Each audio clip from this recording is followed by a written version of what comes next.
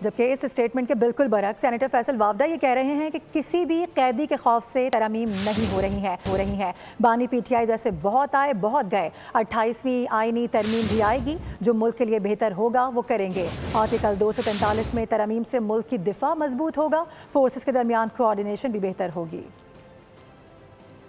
ने खबर दी थी 28वीं तरमीम की। कल जो खुसूसी कमेटी का इजलास हुआ उससे भी ये खबर बाहर आई है कि जो सूबों का मामला और दीगर मामले वो 28वीं तरमीम में आएंगे। देखिए, वो अपना फजल रखे, फैसल वावडा के मुंह से निकली हुई बात बंदूक की गोली की तरह बाहर निकल के वापस नहीं सकती। अल्लाह ने अभी तक इज्जत रखी है, आगे भी अल्लाह इज्जत रखेगा। अच्छा, ये बताइएगा कि इसके आफ्टर मैच केस के मुल्क के वसीतर मफाद में की जा रही है, इसके मुल्क को क्या फ़ायदा हो? डिफेंस लाइन आपकी देखें, इसमें जो इंसाफ सबसे पहले अर्जेंट होगा, तेज़ होगा।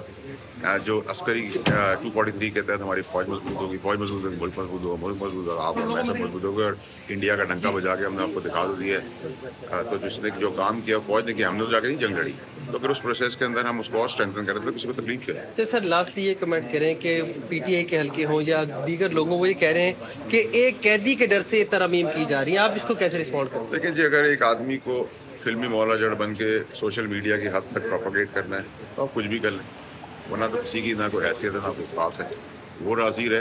बाकी तो सब इंसान कौन किसके बाप से डरता है, ऐसे बहुत है और बहुत गए। ओके, सब्सक्राइब करें और बेल दबाएं ताकि कोई खबर रह न जाए।